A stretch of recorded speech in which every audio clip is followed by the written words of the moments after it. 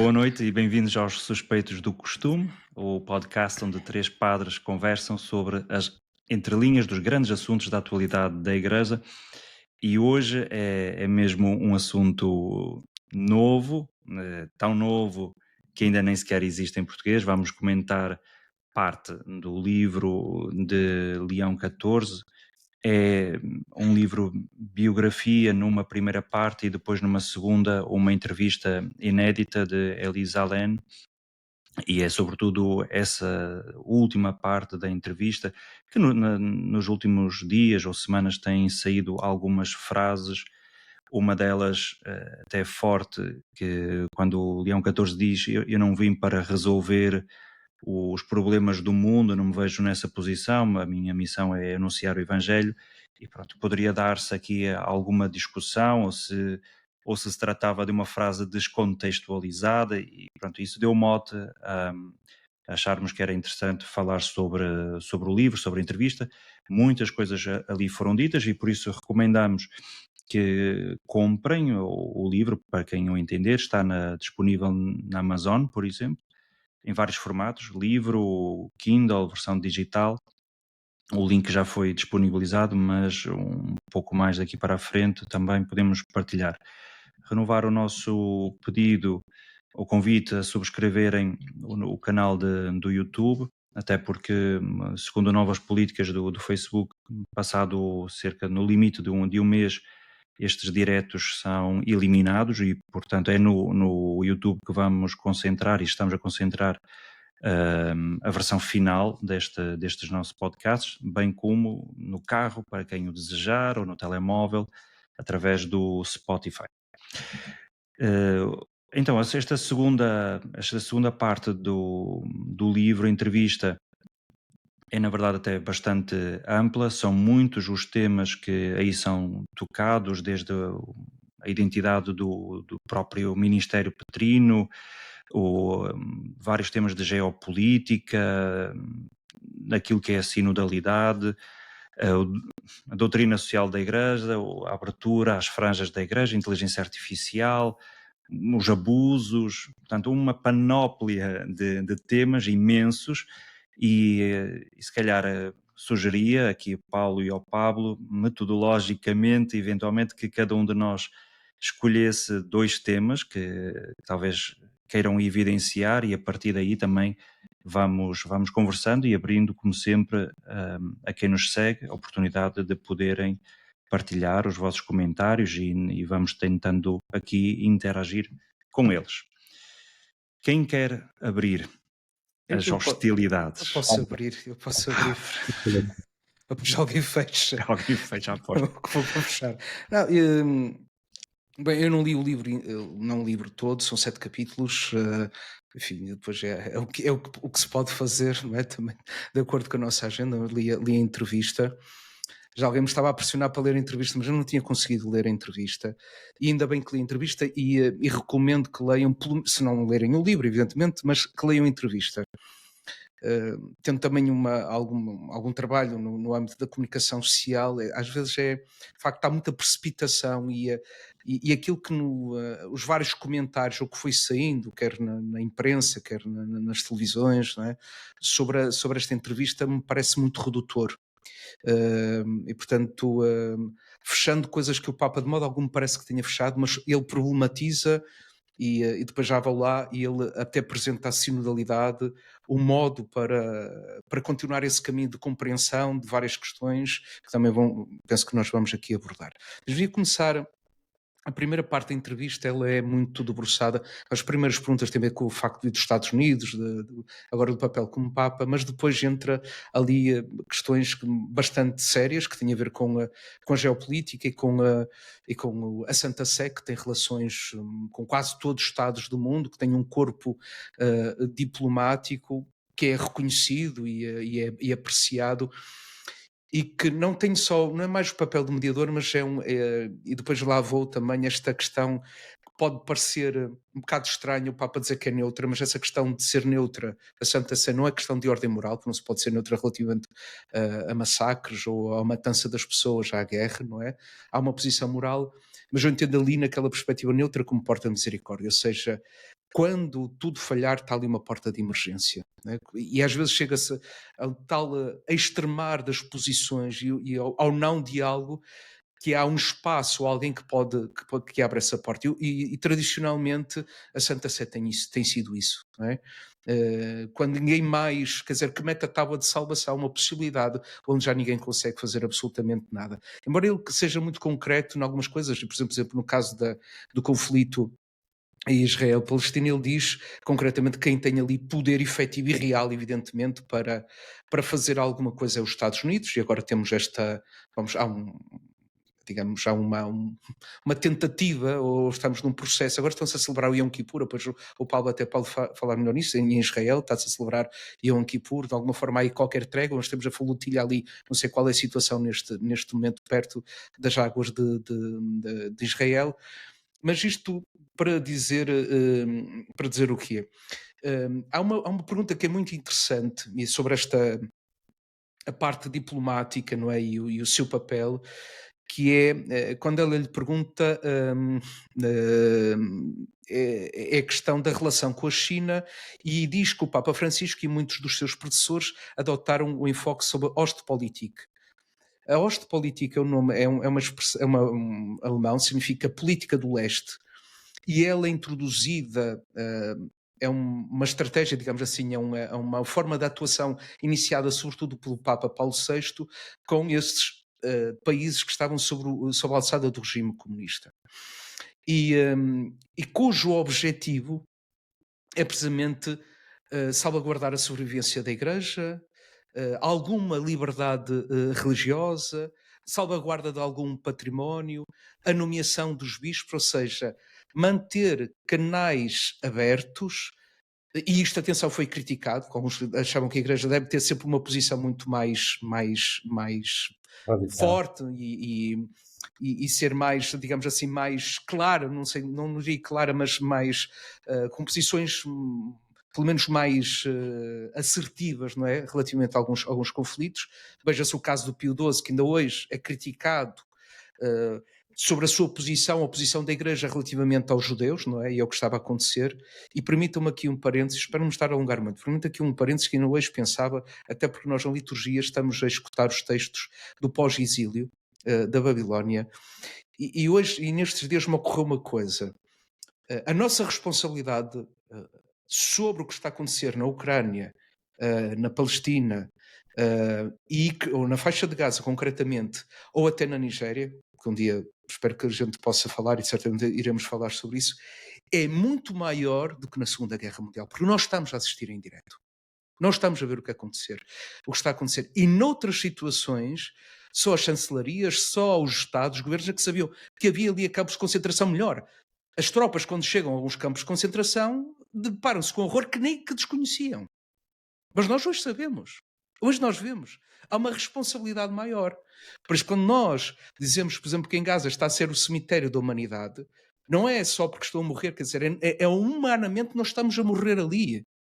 Na nossa capacidade de dizer alguma coisa, quer dizer, há uma coisa que ninguém poderá dizer, mas nós não sabíamos, nós não vimos, nós desconhecíamos. Isso não será possível dizer. Nunca. E, portanto, há uma responsabilidade maior dos Estados. E então, o diálogo da Santa Sé, e o padre António Spadaro tem um livro até a propósito precisamente da visão geopolítica do Papa Francisco, e é sempre de cozedura, de tecer, usando até como imagem um grande diplomata que foi durante o tempo do Papa, nos primeiros anos do Papa João Paulo II, que é Agostinho Casaroli, depois foi substituído pelo Cardeal de Sodano, que lhe chamava o arquiteto da paciência. Pelas longas negociações, por abrir sempre canais, isso tudo. E, portanto, o que me parece aqui do Papa Francisco, depois vai aquilo, eu não estou aqui para resolver todos os problemas de todo o mundo, porque depois há um conjunto de perguntas, a Ucrânia, Gaza, China, inteligência artificial, e ele coloca aqui a questão, diz assim, a prioridade é evangelizar, não é? E como Papa é essa, como dos apóstolos é essa, que é outra coisa. E lembrei-me do capítulo 6 do livro dos Atos dos Apóstolos, da instituição dos 7 diáconos, que é, nós dedicamos a oração e a pregação da palavra. Não é? E depois há uma outra, quer dizer, a missão primeira da Igreja é evangelizar, e se concretiza-se também depois em vários âmbitos, mas eu acho que o que ele quis dizer também é um ato de humildade, quer dizer, não pensam que eu ou alguém vai conseguir resolver os problemas de todo mundo, e mais, a própria diplomacia é uma coisa lenta. Os povos como nós não mudamos assim tão depressa como a gente gostaria de mudar. Há muitas feridas, há uma economia do bem, mas há uma economia do mal, portanto é um processo lento, lento.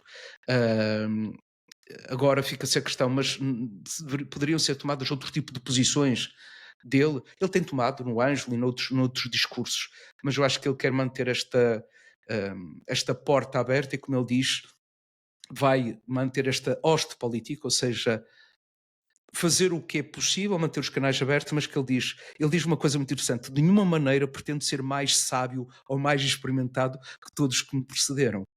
Ou seja, porque às vezes acontece, aqui como noutros locais, vem alguém que de um momento para o outro parece que o mundo começa a existir assim, mas esta gente não sabia nada do que é que estava a fazer. Tenho eu sim, eu é que tenho uma solução. Às vezes acontece Claro. isso, quem é que diz, pode acontecer no papado, como pode acontecer no episcopado, numa diocese. Mas eu aqui, ou um padre que chega a um sítio e diz assim, vocês estão a fazer completamente errado. Agora sim, e portanto acho que é um grande ato de Ele faz humildade. ali uma distinção, não é, entre, aquilo que pode ser a atuação da Santa Sé como mediador, e chegou a fazer essa experiência, pelo menos na Ucrânia e a Rússia, de oferecer o Vaticano como um palco, intermédio, uma ponte, lá está, para o diálogo. Evidentemente isso acabou por não acontecer, ainda que ele confidencie que creio que o Putin lhe ligou na sequência dessa oferta. Depois, outra coisa, como dizes, e bem, há uma frase para mim interessante do que ele diz: Oxalá não nos tornemos insensíveis, porque não se pode suportar tanta dor. É evidente que o Evangelho, e este talvez para mim foi a coisa que inicialmente me fez um pouco mais de confusão, quase esta cisão que com o Vaticano II e o Gaudium et Spes se tornou um bloco inseparável. O Evangelho, o Deus, não se pode separar dos problemas do mundo, porque senão é uma espécie de transformação do Evangelho numa ideologia ou num discurso, quer dizer, desencarnado, não é? E por isso é que ele diz, sim, a minha prioridade é falar do Evangelho, mas o Evangelho obriga também a ter uma voz profética sobre determinadas coisas que estão a acontecer. E é a partir daí que ele o tem falado. E é verdade que, um pouco como Francisco, desde o início, tem sempre demonstrado o seu lamento, a sua perplexidade, a sua dor perante o que está a acontecer. Também concordo, não é uma fase de arranque do seu ministério petrino, mas pronto, há gente que espera eventualmente alguns sinais mais concretos, porque em parte essa é também a força da Igreja, ter gestos, vamos dizer, proféticos, não é? Sim, Como Francisco, por exemplo, quando foi a Lampedusa, não é que tenha feito, sim, não resolveu o problema, mas teve pois. determinadas intervenções com um impacto que não era possível não olhar para aquilo que fez. Permite só uma coisa que é, por exemplo, o Papa Francisco, quando começa a instalar, rebenta a guerra na Ucrânia, ele faz uma coisa que é, não sei se as pessoas se deram conta, ele foi à embaixada russa. Um Papa, quer dizer, quanto mais ele chamaria o embaixador russo para falar com ele, não ele se deslocaria à embaixada russa, como o Papa não se faz convidado para ir a um país, o país é que convida o Papa a ir a determinado país, quer dizer, do ponto de vista mesmo diplomático, esse gesto é muito forte. A questão é que, nesse aspecto, eu achando que seja de continuidade, quando acabei de ler a entrevista, disse assim, há aqui claramente uma continuidade com o Papa Francisco e muitas coisas mesmo muito próximas, mesmo de continuidade. O estilo é completamente diferente. Sim. Ele não tem esses grandes gestos, ele não tem essas grandes afirmações que digamos que vão encher as paragonas dos jornais. É muito mais, não sei se é cerebral, muito mais contido, obriga-nos mais a ler. Pá, Depois é uma questão de estilo, evidentemente, e eu acho que também. pegando Hum? nisso, penso que uma das coisas que querias falar sobre lá está, o ministério, a identidade e como é que o Papa olha Sim. para si mesmo. Sim, é que, ouvindo um bocadinho aquilo que vocês estão a dizer e o que eu estava a pensar depois de ter lido a entrevista, dá uma sensação que no caso do Papa Leão há uma diferença muito clara entre aquilo que é o carisma do governo e o carisma mediático. Uhum. Em termos de carisma mediático, É o que é. é o que é. Eu creio que é Mais muito tímido. pouco. É muito pouco, não é? Muito reservado. Precisamente não é de gestos ou palavras que nos fiquem nos ouvidos. De facto, se alguém me perguntar qual é a frase destes meses de pontificado que te lembras, assim a fresco, a frio, é preciso pensar duas vezes e aquela que me vem é uma paz desarmada e desarmante. Foram as primeiras É, palavras sabe que eu estava a pensar nisso. mas depois disso, de facto, há uma forma diferente de estar em termos públicos e mediáticos que não tem nada a ver nem com Francisco, nem com Bento XVI, nem com João Paulo II, porque cada um deles, à sua maneira, tinha um impacto de forma diferente, alguns muito mais por contraste, em certas circunstâncias, mas ele não é? Em certa medida, nisso talvez ele até corresponda há uma necessidade que temos de parar a forma como entendemos a relação com o mundo mediático, que é o mundo mediático vive de soundbites, não é? E de choque, de confronto, não é? E essa não é a forma pessoal nem apostólica dele trabalhar. E lá está, ele talvez não tenha carisma mediático, mas daquilo que nos é dado a entender pela entrevista, mas sobretudo por aquilo que vai saindo cada vez mais do seu ministério em Peru, ele tem carisma de governo. Uhum. De facto, no Peru, foi ele que enfrentou a crise dos abusos e foi ele que deu também uma grande, digamos, uma grande mudança, algumas dinâmicas dentro da Ordem de Santo Agostinho. De facto, na entrevista refere-se uma circunstância em que ele chamou a equipa provincial do México, dos Agostinhos, não é? Porque havia queixas sobre a administração financeira e outros problemas, não é? E, portanto, ele chamou-os a uma reunião e foi-lhes apresentando os vários problemas, não é? E eles foram negando continuamente que esses problemas eram verdade. E chegou a um ponto da reunião em que ele puxa de uma pasta, apresenta os extratos bancários da província e diz ele, tenho de ler ou vamos começar a trabalhar nas soluções.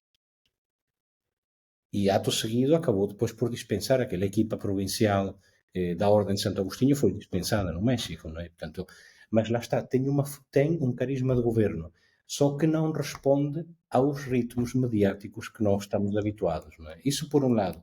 Por outro lado, ele insiste muito na entrevista, não é? Que é uma coisa muito interessante, não é? De levar, em certa medida, ele não diz exatamente isso, mas diz de outra forma, de facto de ser pontífice e ele diz muitas vezes de criar ou de construir pontes. Isso sim, ele diz isto muitas vezes, que deseja criar pontes, que deseja criar espaços de diálogo para ouvir as pessoas, para permitir que as pessoas falem e, insiste muito, vivemos um tempo de polarização e eu quero evitar esse ambiente de polarização. E diz isso a respeito da situação em que o mundo se encontra, de facto não são só os conflitos armados, não é?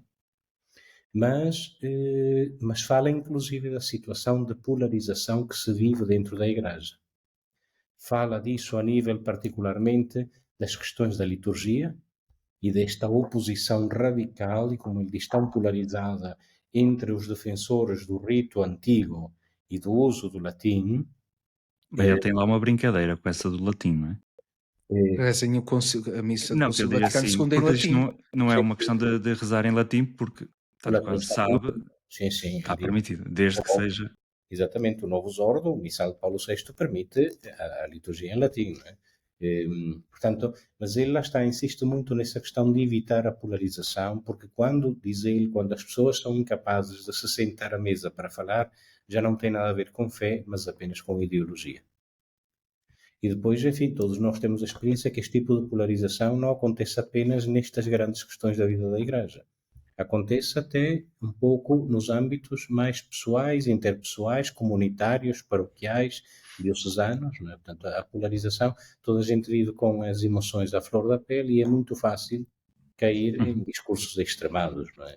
E o Papa fala muito da sua missão de criar pontes, não é? De construir pontes para que as pessoas possam, de facto, conversar e dessa forma também se possa ir abrindo espaço para a vivência do Evangelho, para ouvir a palavra de Jesus e para ser fermento no mundo, que é Uhum. essa sim a função da Igreja. Se a Igreja de alguma forma vai resolver os problemas do mundo, não é tomando a iniciativa ou tomando o poder em suas mãos, aliás, essa fórmula já foi usada muitas vezes na história e não funcionou, Mas é o mas que alguns querem, não é? Também é assim. exatamente, mas e lá está, e se calhar de seguida podemos falar dessa tentação de transformar a religião em política e vice-versa, não é?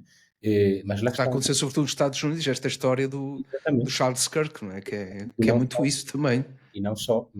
mas lá está, a Igreja se quer transformar o mundo ou ajudar a resolver os problemas do mundo, é vivendo o Evangelho sendo fermento na massa, não sendo aquela que ocupa os tronos de poder deste mundo. E isso acho que o Papa Leão tem muito claro e dilo com muita clareza.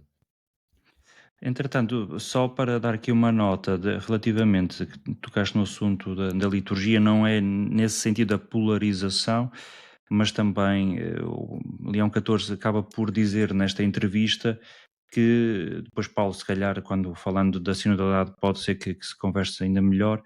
Se bem entendi, foram criados dois novos grupos, um dos quais, não é, na sequência daqueles grupos do sínodo, foi criado um grupo para a liturgia. Um, sobretudo tinha a ver com, se bem entendi, com esta necessária contextualização ou incorporização dos ritos litúrgicos ou do uso da liturgia nas diferentes culturas, talvez melhor dito. Uhum. E esse é um dos grupos que está neste momento também em fase de estudo. Um, Eu queria só uma questão sobre a comunicação antes de avançar, desculpa lá, Uhum. Tiago, que é, por outro lado, eu acho muito interessante estas idas a Castelo Gandolfo e surpreendeu ainda ontem, que já não é a primeira vez, ele sai, não é? E tem um grupo de jornalistas e ele responde assim. Nem o Papa Francisco fez isto, muito menos o Papa o Bento XVI ou João Paulo II. O que revela, eu primeiro, certamente isto foi conversado com a Sala Stampa e que quem o aconselha, mas dá um grande ar de proximidade, quer dizer, mesmo de uma, ou seja, de uma proximidade, algo que nós nem sequer estávamos habituados. Ok, tínhamos as entrevistas que eram feitas no avião, nas viagens, Uhum. mas esta, ao nível do que acontece com outra pessoa, outra figura pública ou alguém, quer dizer, ele está literalmente na rua e responde, quer dizer, ontem aconteceu isso. Perguntas que saíram, foram várias questões, olha, foi sobre a questão da flotilha, foi da questão do anúncio daquela proposta daquele plano de paz, não é? E até a questão do arcebispo Kupik de Chicago, da condecoração de um senador e a questão dele ser favorável ao aborto. Portanto, mas esta forma de comunicar dele inaugura também alguma coisa. Agora, não tem o impacto que tem, Claro. não tem tido o impacto que tinha o Papa Francisco. Era isto que queria só Ainda no sublinhar. âmbito da comunicação, mas uma outra forma de comunicação, esta generativa, um dos tópicos tem a ver com a inteligência artificial, que era um tema que havia uma certa curiosidade em saber como é que ele o desenvolveria, na medida em que logo no arranque do seu pontificado, dizendo que se inspirava em Leão XIII, sobre os problemas sociais, hoje em dia não tanto na questão laboral e luta de classes, mas que um novo problema social é o da inteligência artificial, e portanto aqui houve uma oportunidade de ele poder de algum modo aprofundar qual a sua visão sobre a inteligência artificial. O ponto prévio, ele também volta a brincar, porque diz ele, cada vez que me perguntam sobre a inteligência artificial, quer dizer, eu dou uma resposta, mas já está imediatamente desatualizada, porque isto tem vindo a desenvolver-se a uma velocidade vertiginosa e nós percebemos isso. Mas uma das frases ali também fortes na entrevista, creio que é esta que diz ele, dificilmente veremos Deus na inteligência artificial. É assim uma frase que talvez no âmbito mais da espiritualidade. Tem outra interessante quando ele conta que lhe fizeram uma proposta de Muito criar bom. um avatar do Papa. Para quê? Para que um visitante pudesse ir a uma página ali, portanto, um Fazer avatar perguntas. é uma versão digital do Papa para fazer perguntas e é como se o Papa respondesse aos visitantes desse site. E ele diz: Isso nunca, jamais, não vou autorizar uma coisa desse género, porque é usurpação, vá lá, da Tiago, sua posso personalidade. Sim, provocar? sim. Posso provocar? Era só lhe manter o catecismo da Igreja Católica, qual é o problema? Ele fazia-lhe Pois, uma mas pergunta, respondia com o catecismo da Igreja Católica. Acho que a parte interessante é essa, porque é que ele, né? pois, Não não quero criar sei, não sei, problemas a ninguém, mas não sei. Ele É engraçado que ele refere também que teve uma audiência, um encontro com alguém que lhe perguntou: e então como é que está? Que já recuperou da queda? E ele diz: de que queda? É que vi um vídeo na internet que caiu pelas escadas abaixo, não é? E, portanto, de pois, facto, anda um vídeo por ali feito sim, com inteligência artificial. com inteligência artificial em que há uma figura, portanto, um homem vestido de branco e tal, com alguns traços do Papa, que cai pelas escadas abaixo. Portanto, alguém tinha visto este vídeo e, de facto, acreditava que tinha sido o Papa Leão XIV que claro. tinha caído pelas escadas abaixo num dos Pronto, eu parapetos, no eu palácio. aí e na sequência disso, Pablo, creio que há 2 problemas que ele levanta em relação à inteligência artificial. O primeiro deles é esse, a questão da verdade, Uhum. porque porque é necessário que também se entenda que estes modelos que nós temos, como o ChatGPT e outros tanto, eles são alimentados por alguns dados, mas esses dados têm que vir de algum lado. Não é? Os motores pesquisam por toda a internet Claro. e depois, dependendo daquilo que é informação pública, pode ser mais de direita, pode ser mais de esquerda, ou podem ser conteúdos que hoje em dia facilmente são criados artificialmente e misturados com factos que, entretanto, vão sendo criados ou gerados. E no meio disso tudo, o que acontece é que estas inteligências generativas devolvem textos muito credíveis para o utilizador comum que quase não sente necessidade de fazer um confronto com a informação que é devolvida, porque de facto está muito bem organizado, lógica, coerente, mas pode não ser verdadeira. Também as ferramentas chegaram a um tal modo de perfeição, seja Claro. na voz, seja no rosto e por aí adiante, que só mesmo confrontando fontes é que nós entendemos que aquilo é falso. E, portanto, o problema da verdade é, de facto, um problema real, sério, no uso da inteligência artificial. O segundo ponto, também creio interessante no caso da inteligência artificial, aí sim tem a ver com mais voltado para Leão XIII, que é as consequências que pode vir a ter no mundo laboral, não é? Seja pela automatização dos processos, seja também porque eventualmente poderá vir a substituir pessoas, e isto é preciso também ter um discurso sério e claro, porque aquilo que se ouve muitas vezes é, sim, a inteligência artificial vai ajudar, vai nos devolver tempo livre. Nem esse pressuposto muitas vezes pode ser tão real quanto isso, porque se nós temos ferramentas que nos ajudam e isso nos devolve tempo livre, o ócio, no bom sentido, seria ótimo. Há outra perspectiva que pode dizer, ok, se fazes mais coisas em menos tempo, se calhar podes fazer ainda mais coisas. É o que Não regra estás geral acontece. é o que no geral acontece. Portanto, ainda estás igualmente ocupado e mais desgastado.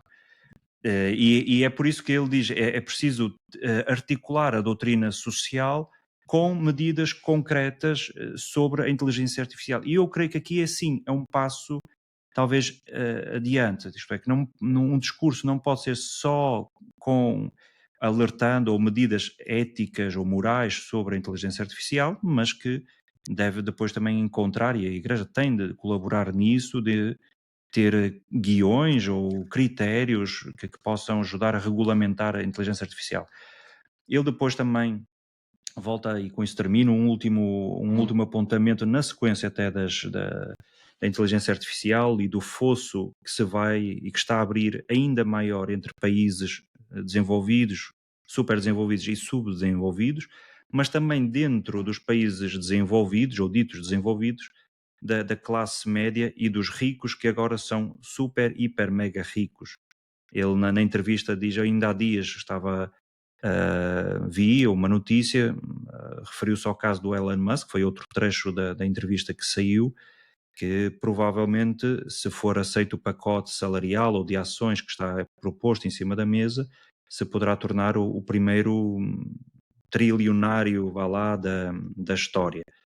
E ele pergunta, não é, será que há mesmo necessidade disso, ou será que toda outra, não há gente também igualmente boa e competente no mundo? É preciso também ter atenção a estas disparidades, seja salariais, seja empresariais, porque hoje em dia, como sabemos, as principais empresas cotadas são empresas que neste momento estão voltadas para a inteligência artificial. Por exemplo, a Nvidia, que já superou a Apple e até a Microsoft. O negócio dela é criar placas computacionais, gráficas para a inteligência artificial. Portanto, isso sim é um problema que me parece real e acho que é proveitoso ler também neste livro. A primeira ronda está feita. Primeira ronda está feita. Ronda. Voltamos ao início. Sim, voltamos ao início e eu volto à missa em latim, até porque temos missa em inglês aqui nos congregados. E que é o novo latim aqui do mundo cristão. Mas, não, porque eu acho curiosa a forma como ele responde, não é? E no contexto até da polarização, não é? E ele fez-me pensar a questão da polarização, ele dar as razões da polarização, várias razões mais remotas, mais próximas, mas ele coloca uma até já agora no âmbito familiar, não é? A incapacidade de dialogar na própria família. Se nós não aprendemos isso, e se não dentro da própria família já não conseguimos dialogar, o que é que depois se há de esperar, ou não respeitar o outro, ouvir, escutar o outro? Portanto, isso evidentemente depois também extravasa para a sociedade. Mas quando ele fala e que tem recebido várias petições, vários pedidos, né, por causa da celebração do missa latim, e isso era bem presente, aliás, das primeiras coisas que aconteceram após a eleição, quer dizer, foi esse era um dos temas mais presentes. E ele próprio diz que muitas pessoas buscavam nessa experiência, uma experiência mais profunda de oração, de contacto com o mistério, mas ele termina assim. E infelizmente isso polarizou-se e ele vai ao centro da questão. A questão é que isso é que se começou a ser como arma, não é? Não está a questão de celebrar em latim, nem era para o Papa Francisco celebrar em latim. É quando se tornou em arma, com uma agenda atrás, quer dizer, em cima disso, ou a partir da missa em latim. E deixa-me dizer assim da forma, duas coisas a propósito disso. Primeiro, aquela coisa que a minha missa é melhor que a tua missa. Depois, a outra coisa, que basicamente é isso, assim, em termos muito, muito simples, mas pior de tudo, como é que nós, isso é uma das coisas que mais me custa, como é que o sacramento, que é a expressão máxima da comunhão, se tornou a expressão de divisão. Quer dizer, não há coisa mais diabólica, no sentido mesmo etimológico da palavra, de divisão, não é? Do que isto. Quer dizer, que o sacramento da comunhão, a expressão máxima da comunhão, se tornado, entre nós católicos, fonte de divisão e discussão. Mas ele termina isso como, uma vez mais, polarizamos, não é? Mas bem, diz ele, se celebrarmos a liturgia do Vaticano II de uma maneira adequada, realmente encontras tanta diferença entre esta experiência e essa outra experiência referida à missa latina? Não é? Portanto, até a própria compreensão do mistério, que parece uma coisa inacessível, que não é no sentido cristão do termo, porque o mistério foi revelado, só que é um excesso de razão. Ou seja, nós mergulhamos e sentimos o oceano, mas nunca alcançaremos o oceano. Mas quer dizer, é mergulhar no amor de Deus, mas o mistério foi revelado em Jesus Cristo, não é? Não é uma coisa desconhecida, ou seja, porque se faz ali um conjunto de gestos que nós nem compreendemos bem o que é, e portanto isso, né, nos revela o mistério, nos dá, ou nos introduz no mistério, não é? Essa questão. Agora, a questão da sinodalidade, isso é que eu acho várias questões que estão relacionadas com a sinodalidade. em todos os âmbitos em que ele quando se entra aqui na polarização e da questão das mulheres, da questão da ordenação de diaconisas, porque essa é a questão, porque para ele não é problemática a questão de nomear mulheres para funções de liderança, mas a questão que está, e de facto está em cima da mesa, é a ordenação, quer diaconisas ou então eventualmente a ordenação presbiteral de mulheres. Ele problematiza isso, né? Ele coloca várias questões relativamente a isso, começando até pela questão dos diáconos, que foi uma discussão no Concílio Vaticano II. Alguns padres conciliares diziam que isso era absolutamente impossível, que um dia houvesse diáconos na igreja, entretanto já, mas a verdade, e ele fala dessa experiência, não já em todo o mundo, e em muitas dioceses, inclusive em Portugal, enfim... Confesso que o argumento que foi usado ali não me convenceu. Sim, Tiago, No mas livro. a verdade é essa, e já agora no sino isso foi referido, às vezes o diácono está reduzido ao papel quase de acólito, como de uma folha, ao ministro extraordinário da comunhão e pouco mais que isso. Isso foi dito quer dizer, um queriqueto foi a expressão usada, portanto um acólito, Sim. pelo cardeal que presidou o dicastério para a doutrina da fé, que agora desculpa lá, mas já não me ocorre o nome, não é? E se eu disse isso no sino, não é? Quando a questão do Fernandes, diaconato foi discutido. Ou às vezes que é outra coisa, eu sou do lembro-me que ao quiosque lá da escola quando estive no ciclo, não é? Que não havia chocolate, mas comprava-se, não havia dinheiro para comprar chocolate, mas comprava-se sucedâneo de chocolate. Não é chocolate, mas é quase. Ou seja, nós não temos presbíteros, mas temos diáconos aqui que podem fazer isso. É exatamente a questão, é esse o argumento, porque quando ali é dito, ele toca nesse ponto, porque ainda não está plenamente ou devidamente implementado o diaconado permanente, que ele usa aqui um artifício para dizer, alguém me pergunta, mas para que estamos aqui a discutir as diaconisas se nem sequer o diaconado permanente está devidamente implementado? Ora, mas a existência de diaconisas não pode ser questão quando se esgota, ou só quando se esgota, o diaconado permanente. Ou é válido ou não é válido. Não é? Percebes? Não, como noutras coisas. E tens razão, ou faz sentido ou não faz. Não pode estar dependente do resto. Que é a mesma coisa que dizer... Mas o que ele está a dizer é... e até poderia haver mais diaconisas do que... É o problema dos ministérios laicais. Se houvesse padres que chegassem, não precisávamos de ministérios laicais. Mas não se pode pôr assim. Claro que não, tens razão. Pronto, foi esse. Tens razão. Agora, o que é que ele aparece, já agora é fácil quando fazemos uma pesquisa no computador, ele por 39 vezes, aparece no livro 39 vezes a palavra, o substantivo sinodalidade e o adjetivo sinodal aparece-nos por 14 vezes. Portanto, é uma referência para terem, mas eu acho que o mais importante é que nas grandes questões ele apresenta como caminho a via sinodal, não é? Do diálogo, da escuta, de tomarem decisões em conjunto, e de uma forma muito simples ele diz o que é, quer dizer, que é uma definição de uma igreja sinodal, depois já ando a acreditar que isso é uma atitude. Alguém perguntava há dias se é uma atitude, se é um estilo, se é constitutivamente sinodal, enfim, depois já andamos aqui nestas... Eu compreendo que ainda há muito caminho a fazer, mas de facto é esta participação de todos, da igreja como sujeito da evangelização, não é? Sujeito da igreja, o povo de Deus como sujeito melhor da igreja, onde todos, desde os leigos aos religiosos, diáconos, presbíteros, bispos, em conjunto, numa corresponsabilidade, quer dizer, tem um papel e tem uma voz ativa na vida da igreja e na missão. E é isso que eu gostaria de sublinhar.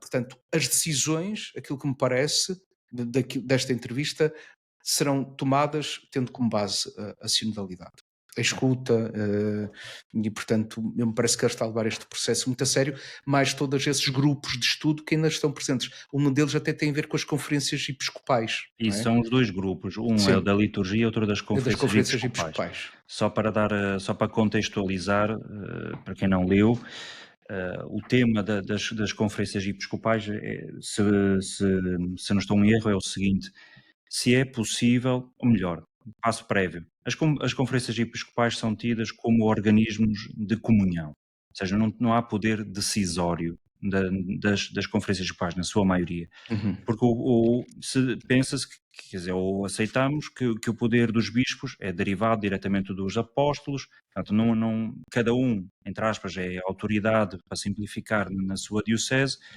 e então há dúvida, será que a Conferência Episcopal, que é algo também recente na história da Igreja, mas pode ter algum outro tipo de força, vamos até normativa, ou ainda que ali se coloca doutrinal? Claro que porque estamos depois na questão da Alemanha, de outros países, saber se as conferências episcopais podem mudar aspectos daquilo que é a doutrina não nuclear, eventualmente, da Igreja Católica. Portanto, é preciso esclarecer, ou sentiram que era necessário esclarecer. Também se fala no caso de África, que levantaram diferentes questões e por isso é outro dos grupos que está a ser implementado. Pablo. Sim, eu estava aqui a pensar em duas coisas. Se calhar uma delas era apresentar um par de florinhas do Papa Leão, como as florinhas de São Francisco, não é? Portanto, algumas ideias soltas que se calhar nos podem ajudar a entender, de facto, a personalidade e a forma de estar do Papa Leão. E depois talvez uma nota final daquilo que me está a parecer que será talvez uma marca do seu ministério, talvez. A primeira é que uma dessas florinhas é 15 dias após a sua eleição, o personal trainer, o PT que ele tinha no ginásio, descobriu que ele era, primeiro que era cardeal e depois tinha sido eleito Papa. Portanto, ele ia ao ginásio uma ou duas vezes por semana em Roma portanto, o PT, a pessoa que o treinava, não é, que o assistia, não sabia que ele era padre, muito menos cardeal, não é? Disse depois numa entrevista que pelo perfil pensava que seria um professor, ou alguém dedicado ao mundo do ensino, mas que não fazia a mínima ideia que era padre, muito menos cardeal, e que ficou surpreendido depois quando viu que o seu cliente do ginásio estava vestido de branco e aparecia na televisão, não é? Portanto, isto diz-nos um pouquinho, creio eu, sobre o seu perfil muito de low profile, de muita discrição, não é? Em segundo lugar, uma outra coisa que me parece muito interessante é o facto de que ele, para já, continua a viver no mesmo apartamento onde vivia, não é? Porque estão a fazer obras no Palácio Apostólico, mas ele já anunciou que quer viver e convidou, de facto, uma comunidade de frades agostinhos para ir viver com ele, portanto, para continuar a fazer vida de comunidade, não é? Isso também é algo muito interessante a propósito da sua forma de estar, de entender o ministério e a sua vida sacerdotal e episcopal, não é? Outra ideia interessante é o facto de ele, enfim, pensando um pouco naquilo que foram os últimos três papas, não é? João Paulo II, que era um teólogo moralista, não é? Bento XVI, que era um homem da teologia dogmática, não é? O Papa Francisco, um homem da teologia pastoral, mas muito inclinado para o pensamento romano Guardini, por exemplo. O Papa Leão é um canonista. É um homem formado em direito canónico, não é? Fez a sua tese de doutoramento sobre a figura do prior na comunidade, não é? E, portanto, a sua forma de pensar é muito diferente, não é? É uma abordagem muito prática e muito ordenada dos assuntos, não é? Enquanto que talvez os outros papas fossem Bento XVI e João Paulo II também de um caráter mais reflexivo, e o Papa Francisco um pouco de um caráter muito pragmático e fleumático, não é? A forma de pensar e a formação do Papa Leão parece ser muito mais formal nesse sentido, mais organizativa, não é? E quanto à questão de evitar a polarização, a mim parece muito interessante pensar que ele recebeu duas figuras tão opostas como o Cardeal Burke, paladino da liturgia antiga, e não só da liturgia antiga, mas de uma forma de estar em igreja que é pré-conciliar, de facto, não é? E o padre James Martin, não é, jesuíta, que se dedica ao ministério da população LGBT, não é? Portanto, o facto de ele receber estas duas personagens, não é, que representam realidades tão opostas, não é, penso que é um gesto público e prático e realista do seu interesse de criar pontes, não é, e evitar a polarização, não é? É natural que em algum momento ele tenha de tomar posições sobre ambas as questões, não é? Que ele aflora de forma muito delicada nesta entrevista, não é? Tanto a questão da pastoral com a população LGBTQ como a questão da liturgia antiga e do pensamento pré-conciliar que a liturgia antiga veicula para alguns grupos, não é? mas pelo menos para já ele pretende e está a trabalhar sobre essa criação de pontes, não é?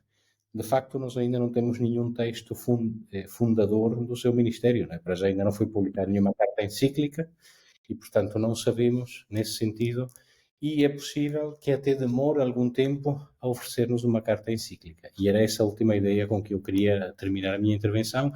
Eu penso que o Papa Leão irá ser o Papa da paciência, não só no seu exercício pessoal do ministério, mas o Papa que nos ensina, pelo seu A ter ministério e paciência. pela sua palavra, a ter paciência, a viver os ritmos de maturação sem forçar nem querer acelerar os processos, porque não é possível acelerar, por exemplo, a maturação de uma borboleta, sob a pena de destruir as asas, né?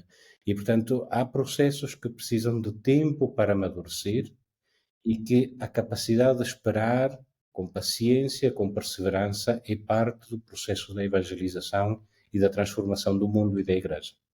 E eu penso que o Papa Leão vai ensinar-nos ou recordar-nos a importância da paciência na vida cristã e na construção do mundo.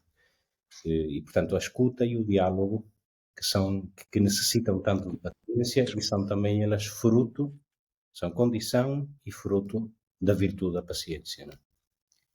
Eu pego, se calhar, não gostavas a dizer, daquilo que eu também entendo de Leão, de um respeito, desde logo, daqueles que o antecederam, refere muitas vezes a Francisco, aquelas que são as suas ideias, e apesar de querer criar pontos e saber que Francisco, em alguns aspectos, acelerou processos e que isso possa ter gerado algumas controvérsias, ainda assim é respeitador da sua memória e dos seus gestos. E há aqui dois que eu queria sublinhar desta entrevista. O primeiro tem a ver com o, o acolhimento e a valorização das mulheres.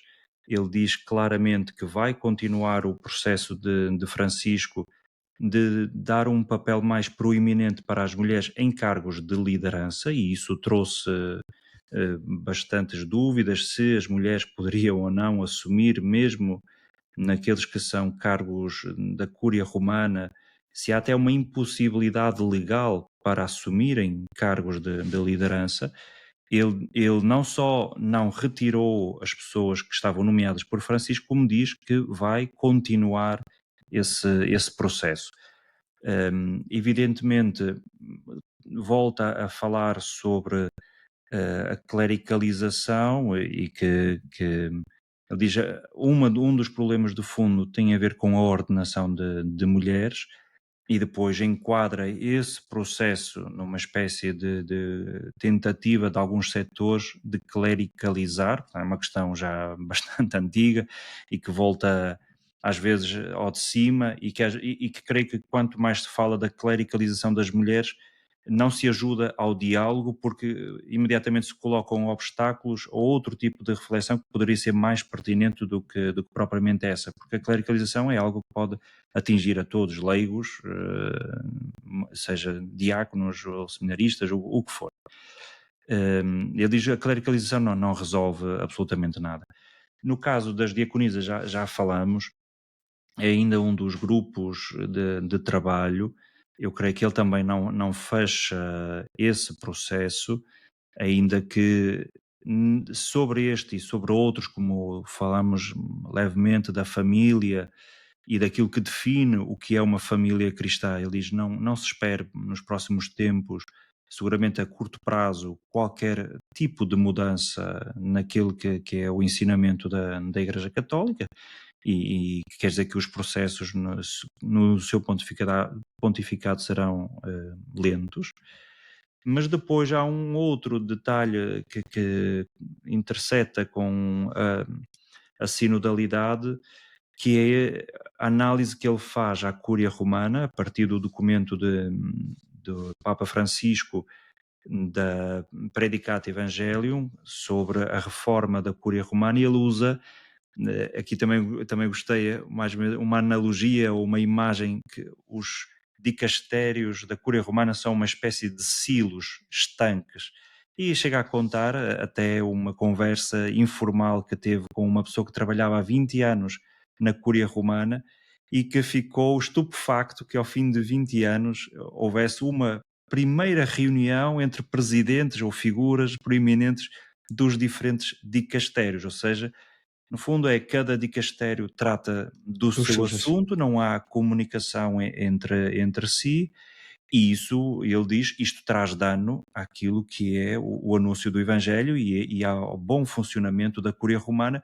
que deve estar ao serviço das dioceses, do povo de Deus. E, portanto, ele vê também na Cúria Romana um lugar onde é necessário criar pontes, e a maior ponte a ser criada, desde logo, são os canais de diálogo dentro da Cúria Romana para quebrar estes tais silos. Também um outro pormenor interessante fala sobre este aspecto quase de medo que gera a Cúria Romana face inclusive aos bispos, não é? que os bispos que diziam, quando eles estavam no dicastério para os bispos, que sempre que Roma os chamava, alguns, mas o que é que Roma quer de mim, não é? O que é que eu fiz? O que é que... Não é? Como Roma, sendo o lugar quando chama, não é por boas razões.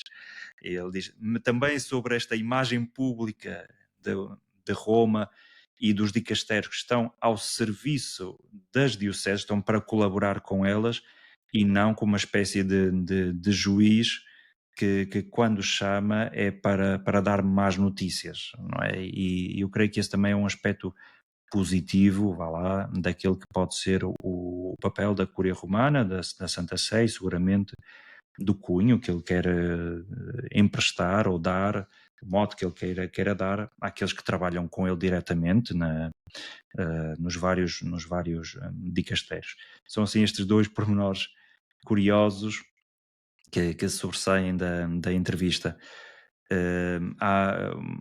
O Pablo recordava-me que a primeira nomeação que foi da irmã Tiziana, secretária do Dicastério da Vida Consagrada, e portanto eu creio que está, não é a questão de estar em linha ou não com Francisco, é positivo, também como é evidente simpatizo e respeito até a coragem de Francisco, mas mais do que se é Francisco ou não é Francisco, é se corresponde àquilo que também é um sentir dos cristãos em geral, daquela que deve ser a Igreja fiel e correspondente também às suas próprias expectativas.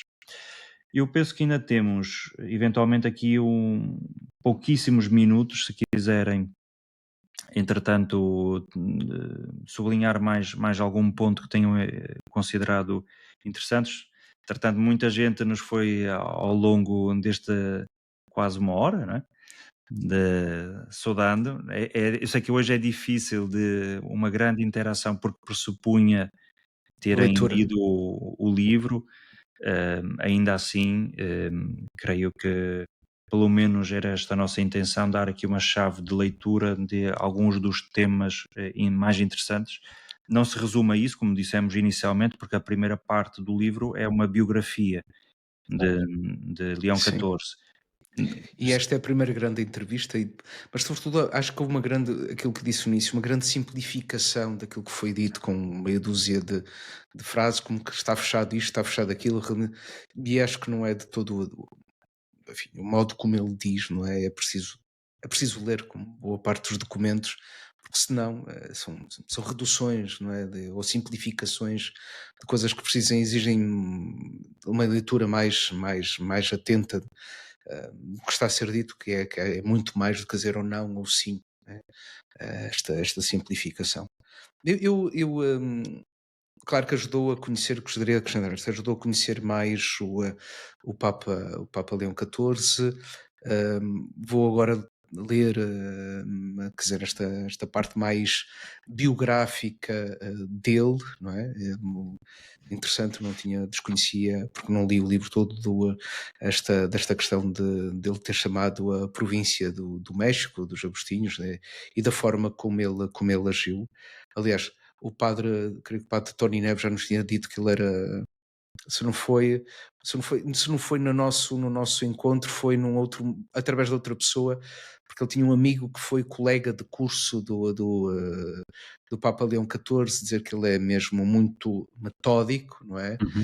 E depois, de facto, a formação, o direito enfim, posso estar a dizer as neiras, mas aquilo que o direito é muito técnico, não é? E, portanto, exige esse rigor, não é? E essa, digamos, essa sistematização das coisas, essa metodologia. Portanto, mas, claro, eu fico feliz sublinhando, quer dizer, que alguém que caminha, não a prudência no sentido calculista, não é? Mas da humildade. E concordo com o Pablo quando é isto, quer dizer, uma coisa até muito interessante que saiu agora, já agora nas jornadas da comunicação, alguém disse isto, uma das participantes que disse isto, no momento em que todos gritam, é preciso, quer dizer, é preciso sussurrar. Eu achei isso muito interessante, não é? Que havia, não é? Que o caminho pode ser através desta, digamos, desta paciência, desta humildade, não é? Desta simplicidade, que isso é claro que ela tem, não é? E sem grandes frases de efeito. Que depois facilmente também se esvaziam, a verdade é essa, não é? Embora no Papa Francisco eram palavras e gestos, como diz, palavras e gestos concordavam, não é? Portanto, isso dava muita força. E de resto, acho que também é importante, ele não o diz, mas fazer aquilo que fazemos sempre que celebramos a Eucaristia, e como cristãos é rezar, evidentemente, pelo Papa e pela missão, que é uma das coisas que ele refere, não é? É interessante a forma como ele refere a sua missão, o papado, que aquilo que ele sentiu mais diferença, evidentemente, que é a exposição pública, não é? Sabem tudo dele, o passado, isso é interessante, não é? Antigamente não havia fotografias, mas temos o Papa a cozinhar, não é só a cozinhar, mas em calças de ganga. Não sei se eu fiquei na dúvida, vi hoje o Papa na piscina. Não tem nada a ver, está a tronco nu, mas não é problema nenhum, não é? A gente quando vai à praia está assim. Mas eu fiquei na dúvida se não seria inteligência artificial, muito honestamente. Há uma foto histórica de João Paulo II na piscina. Ah. Uma foto muito antiga dele nos primeiros anos de pontificado na piscina no Vaticano. Sim, que foi tirada com uma teleobjetiva, uma coisa assim muito muito discreta, mas ele está encostado à esquina da piscina, não é? E vê-se o tronco nu do Papa, não é? Como aquela outra em que ele está a desfazer a barba, isto ainda na Polónia, num acampamento com jovens. Não é? Mas o que é interessante é o que ele diz, que eu acho que esta forma descomplexada que ele tem, quer dizer, a única diferença é, quer dizer, esta questão de liderança a nível global, não é? Ter a falar, porque de resto, quer dizer, é aquilo que é o governo, e ele como superior a nível mundial, portanto, que é outra coisa, mais uma vez até que o padre Tony Neves me disse, quer dizer, essa visão que os religiosos têm, não é?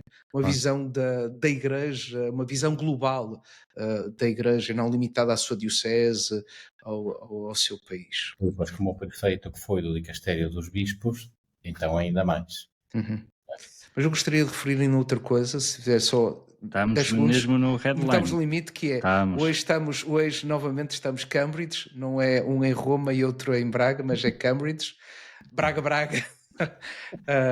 com o Sr. Padre Pablo, não sei se tem alguma coisa para nos contar. Não, nada. Na próxima sessão. A próxima sessão terá boas notícias para dar. Terá notícias, não é?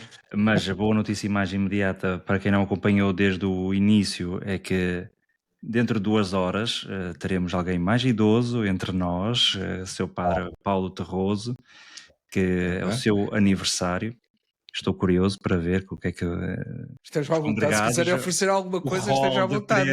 O rol de prendas que chegarão lá. Grinaldas espirituais. Não é só grinaldas espirituais, quais reis magos a chegar, um a um, a oferecer ouro, incenso e mirra a este menino.